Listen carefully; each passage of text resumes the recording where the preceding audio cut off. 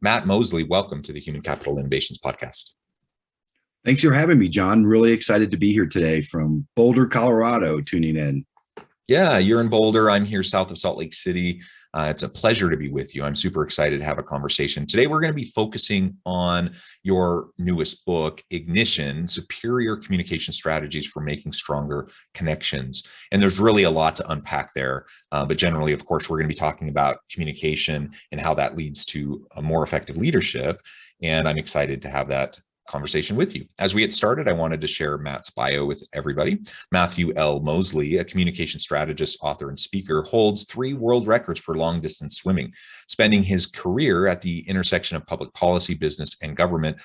He is principal and CEO of the Ignition Strategy Group, which specializes in high-stakes communications and issue management for organizations of all sizes, including American Rivers, Excel Energy, the AFL-CIO, the Colorado Criminal Defense Bar, and many, many others. He serves as communications director for the Colorado Senate and press officer for the United States Olympic Committee at the 2004 Olympics. His newest book, Ignition, Superior Communication Strategies for Making Stronger Connections, is out, and I would encourage you to check that out. And of course, we're going to be discussing that together today. Before we launch on into that conversation, anything else you would like listeners to know by way of your background or personal context? No, that sounds great. I think we'll jump into some personal and some professional as we move along.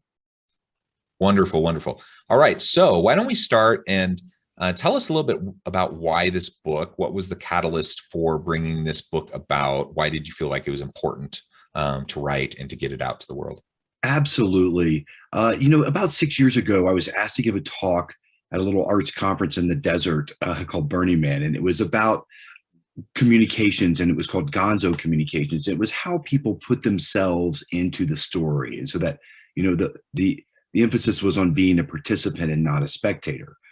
And as I started working through this book, one of the central driving questions, John, was that if communications is so important to people, and we know that it's a valuable ingredient in successful leadership, then why are so many people so bad at it? Why does communications always get, the short shrift in meetings? It's always the first department to get cut. We're always the last to know. It always seems that it's not given its due importance. And so I wanted to address that question. Why are people so bad at it? But also because of the bigger picture of our world and society today, is that there's a driving paradox that here we can have conversations overnight from Japan to Germany, but we are so isolated and disconnected. And that's being borne out in statistics across the board, from mental health, suicide in youths. People do not feel engaged in the world around them. And I think that's a huge problem and a very big paradox. So I ended up, over 6 years, I interviewed about 25 people that were at the top of their fields, from fighter pilots, astrophysicists, the author of Mean Girls, to Disney producers, advertising executives, and wanted to know what makes them successful and how do they use communications as a piece of that. So that's what was really the driving force of the book. And I'm looking forward to getting into some of the findings here in a little bit. Yeah, excellent, excellent. So actually, let's jump right on into that. You had these great conversations. What were some of those key themes that you saw coming out of the examples from these interviews and conversations you had with successful innovators and leaders? You bet. Well, one of the things that I came across in my research that was just fascinating to me was through the book, Yuval Harari, Sapiens, and other paleontologists and scientists have discovered that there were other sapiens roaming the earth. And, can you imagine that, if there were other types of humans that we had to deal with, and we can barely deal with ourselves, right? And that's kind of the point, is that we were able to drop our larynx and use communication as a tool that enabled our sapiens to have dominion on this planet. And in fact, communication is our secret sauce. Our ability to collaborate and come together to solve bigger problems in ourselves and not just live in isolation is the reason why we are humans today and we have evolved the way that we've evolved. And I think that just, as we prepare ourselves for the future and we think about how to be better, we go back to this basic root of what makes us tick. And I think it's communication. And I think it's better communication among and between each others, and people that know how to that listen well. And we can get into some of those other strategies here. But, I think it's the secret sauce of our humanity. And I'm glad you mentioned that book, Sapiens. It's a fascinating read, just generally speaking. I highly recommend it. And you bring up a really great point. One of the reasons why we're able to progress is through the development of language and the ability to communicate. And you're absolutely right that most of us are fairly terrible at effective communication. And we all have our stories and experiences within an organizational setting where, despite whatever well-intentioned, well-meaning individual, we were interacting with, whether it was a boss or a coworker, that things weren't communicated effectively. It was bumbled, and therefore, something bad happened. Someone was hurt, whether it was an employee or a customer or the environment or whatever. And ultimately, despite good intentions, a lot of negative unintended consequences occur precisely because we're not terribly skilled at communicating effectively, and we undermine our own ability to be effective as a leader. That's so correct. And, you come out of a meeting, I love meetings, John. Some people hate meetings. I really like meetings because I feel like it's where the rubber meets the road, and it's where, it's where things happen. Others not so fortunate. They don't like meetings so much. If you draw on, our history of military strategy even, and I write about this in the book, that one of our jobs as good communicators is to minimize friction, right? We want to get away with any ambiguity. We want to be as clear as possible. And you're in meetings or you have an interaction with somebody, and you're like, okay, so what do they want? What do they need to be successful here? And it's hard to answer that question. Whereas other leaders that you deal with, and the most successful that I've worked with in my career, are very, very good at providing a vision, providing a framework for then how people fit into that vision. And what is, I find in organizational management, the real mapping and the way that you can manage interests, in the way that let's say I'm with a utility company, right? And you're in a meeting, and in that meeting, you may have regulatory affairs, you may have communications, you're going to have legal, you're going to have C-suite, you're going to have people that you're not even sure what they do. And everybody has a different interest there. And as the manager, as the leader of that meeting, somehow you need to define the path forward for everybody that is true to the company's values, but then everybody feels like they're contributing to this bigger picture, right? And let me talk about that for a second, because working for something greater than ourselves is such an important aspect of being successful and how you motivate people to come along and follow you on a vision. And John, it gets back a little bit to the question that I was trying to solve for in writing this Ignition book, is why people feel so isolated, is because a lot of times I think they're in it because of themselves. And that is what feeds imposter syndrome. When you're just concerned about just yourself, it's a very isolating place to be. When it's just your fashion, that's what kind of social media sort of feeds this personal. That's why we have these rise of these influencers, right? Like, it seems sort of vacuous to me, but that's another discussion for another day about personal branding. But it goes back to this question, we've talked about this, you and I, in my personal life. I love to swim and open water swimming, but I do it to raise awareness about water and climate issues and plastics in our water systems, drought, climate change. I don't do it just for myself. I have a bigger purpose, and that's what drives me to then keep going and be successful. It's the same with work. when we feel like we're part of something bigger, that people respect us in that, it's such a different way of approaching life, you know? Yeah, I think that's all well said and great example. So as we dig further into some of these strategies, there are a lot of different tips and techniques, and there's lots of books about communication. But what are some of those superior communication strategies that you lay out in your book from the research that you've done that really is going to help us drive these stronger interpersonal connections? And that's really where it's at, isn't it? Because, you know, as we develop meaningful relationships of mutual accountability and trust with colleagues, with bosses, with those who report to us, whatever, you know, the relationship is, that will allow us to be more effective as a leader. So what are some of those superior strategies? Absolutely. Let me talk about three real quick, and I'm going to unpack about 5 chapters of the book here in just a few minutes.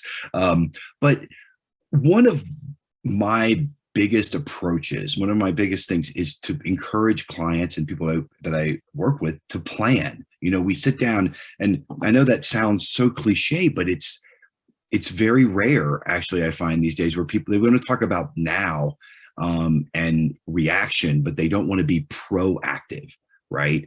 And being proactive is such an incredible part of being a good communicator and being a leader, that you're not just reacting.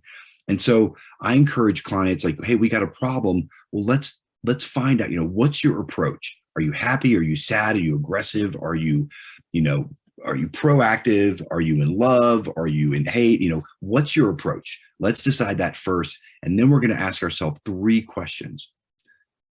We're going to ask, what are we saying? And look, this is all your messaging, context, research. A lot goes into this, especially if you're on an advertising or political campaign. Millions of dollars are spent on this question alone, right? What are you saying? The second is the targeting. Who are you saying it to? We have a whole Silicon Valley that is built upon targeting, right? It's one big targeting machine is what it is. It's about how it captures our data and then uses that to communicate to us. But in, you know, advertising campaigns, political campaigns, this is a very important question about how you use your resources to get to the right people. And then thirdly, you ask, how are you going to say it? And this is where I like to play, John, is like, you know, the fun part, the tactics, the tactical execution of all the thousands of things you can do today. What are the very best things you can do to communicate that message to that person, that audience? Now that sounds pretty simple, but if you put this together, you know, it can either be a 120-page document that is really well thought out for a corporate advertising campaign or an issue management campaign that I've done for many clients. It can be a back of the napkin calculation. What are we saying? You know, hey, I want to go get a date with this girl. The same thing applies. You know, you can ask yourself, what are you going to say? You know, are you going to ask her on a date? Are you going to have other friends talk to her? Are you going to have third-party validators, which is something we use a lot in communications, where it's much better to have other people talking about you than you talking about yourself? You know, are you going to have other friends talk to that date about you? So we start to break it down, and we can bring this into the boardroom for very sort of tactical, surgical way of looking at how we communicate. Let me also talk about one of the strategies that I love to use with clients and that people don't think about enough is the hero's journey and the hero cycle, about how we put ourselves into stories. You know, another California city, Hollywood, is all based upon the hero's journey. And I think it surprises people to know that, you know, Bill and Ted's Excellent Adventure, Fast Times at Ridgemont High, The Wizard of Oz, the Quran, the Bible, they all follow the same story arc, the same thing. Young person leaves home, goes on adventure, meets helpers, crosses a threshold. My favorite, a reconciliation with father figure, where it all comes together. You know, you got Luke Skywalker and Obi-Wan Kenobi giving him the Force. And then you come home a changed person, right? With a boon for your community, or you don't. And that's part of the story too. So how we put ourselves in these cycles. And this is really funny. Sometimes I work with clients and they're going to, okay, we're going to have a shampoo commercial. I'm making this up, but a shampoo commercial, and the shampoo is going to be the hero, right? Well, that's the wrong approach. Oh, let's put our candidate as the hero of a presidential campaign. Wrong approach. The hero is the voter. The hero is the consumer, who is the person that soap, that shampoo is going to sail safely across turbulent waters, and you're going to have a power day and feel like $1 million in that meeting, and you're going to come home and save the world before dinner. That's what the shampoo is going to give you. The shampoo is not the hero, it's the helper. So I always think we need to consider ourselves where we fit in to these hero cycles. When I swim down the river is the hero. I'm just a vessel telling the story about what's happening with this river and why we need to care about it.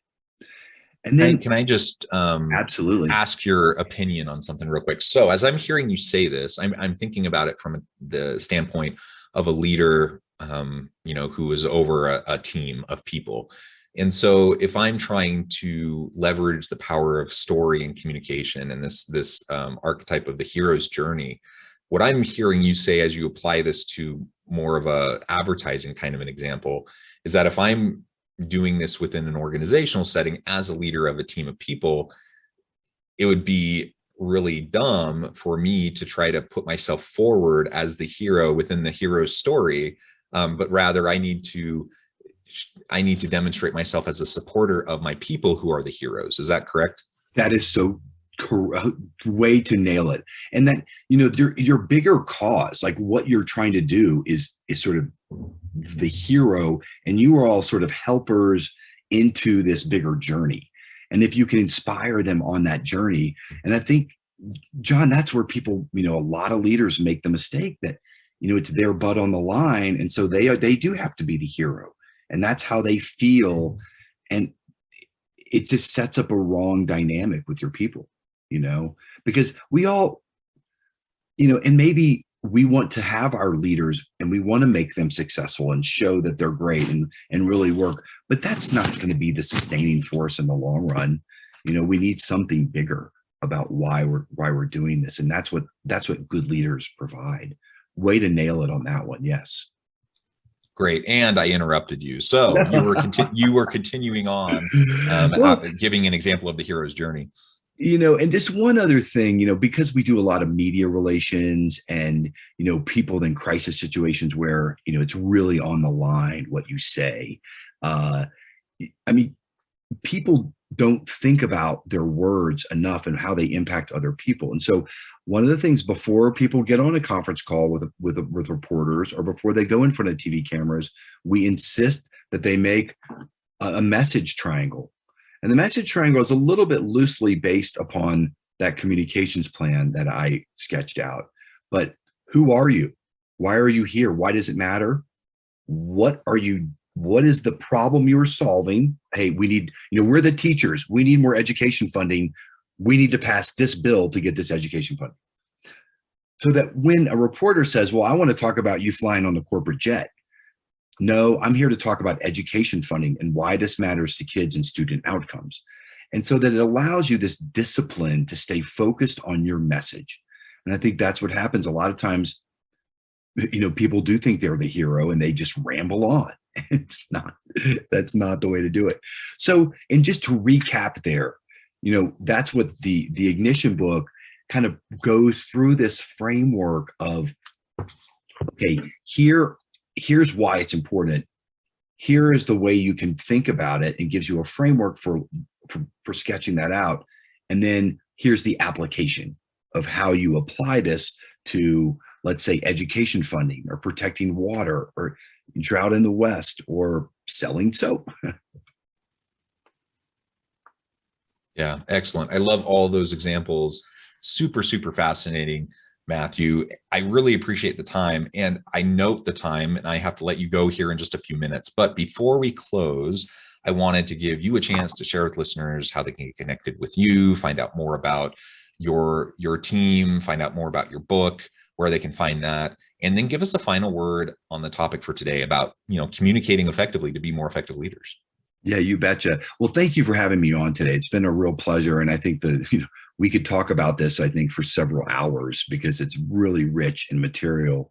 But if you do want to talk about it for several hours, please feel free to contact me at the Ignition Strategy Group. It's Matthew L. Moseley at the ignitionstrategygroup.com. I'm on social media, all over the place, doing a bunch. I've been on the road doing a bunch of book tours, events. I'll be in New York City on January 16th, doing a book event there. You can reach out and check our website for further details. We do a lot of speaking and training as well on the book and some of the concepts and applying those concepts. So if you're interested in any training, please don't hesitate to reach out and give us a call. We also, we do consulting on public affairs issues and issue management and crisis communication. And you can just go to our website and find out more information. I think the final call of the book is that, the Ignition book is a series of dispatches from the front lines of communication strategy. And, it doesn't just talk about the strategy, but I go through a lot of my own personal experiences, like working with Hunter Thompson and doing his funeral, to working with Emeril Lagasse at America's Top Restaurant and the situational awareness learned through that. So I encourage people to really think about their words and how they communicate, to be a good listener too. It's not just about talking, but it's also about active listening.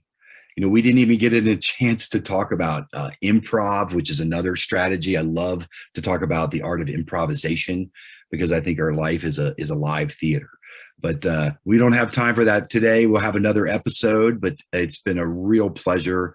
Check out ignitionfromroutledge.com and hope to speak with you again soon, John. Thank you, Matt. It has been a real pleasure. I encourage listeners to reach out, get connected, find out more about what Matt can do for you. Check out his book. And as always, I hope everyone can stay healthy and safe, that you can find meaning and purpose at work each and every day. And I hope you all have a great week.